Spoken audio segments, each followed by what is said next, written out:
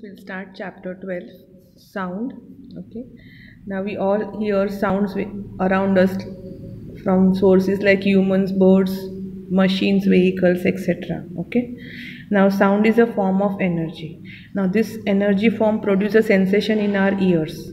Okay, now there are many other energy and forms of energy which you have studied, like mechanical energy, light energy, etc. Okay, and we have also seen that conservation of energy, that states that we can neither create nor destroy the energy.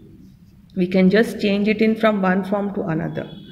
Now in this chapter we are going to learn how the sound is produced and how it is transmitted through a medium and it is received by our ears. Okay, now for production of sound, how the sound is produced. Okay, there's an activity. Now in this activity we have got a tuning fork which vibrates, and on a thread we have to tie a tennis ball, and we have to just swing the tennis ball such that it touches the tuning fork, and you will see that the tuning fork starts vibrating.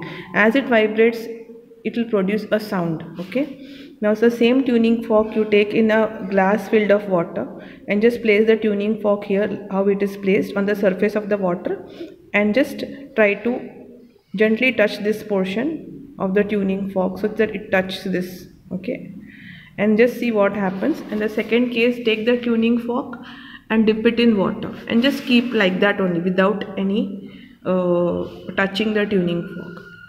Now if you see from all these three activities, what we conclude is that the sound is only produced, okay, when the object vibrates. So can you produce a sound without the vibration of the objects? It's not possible. So we have produced the sound by striking the tuning fork. Okay, so the sounds which we hear in the day-to-day life, or when the sound is produced, for example by plucking, scratching, blowing, shaking all these objects, what happens is all these objects vibrate, and then only they will produce sound. So vibration, what is vibration? So vibration means a kind of rapid to and fro motion of an object. Okay, so whenever there are vibration, a object will move to and fro very quickly, very fast. Now the sound of this human voice, which is produced due to the vibration of our vocal cords, that also vibrates to and fro. Similarly the birds, okay, when it flaps its wing, the flapping of the wings, you hear the sound. Similarly buzzing of the bee, the buzzing sound is produced by its flapping of the wings.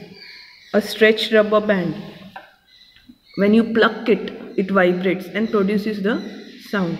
So what we conclude here is from all these activities that sound is produced only when the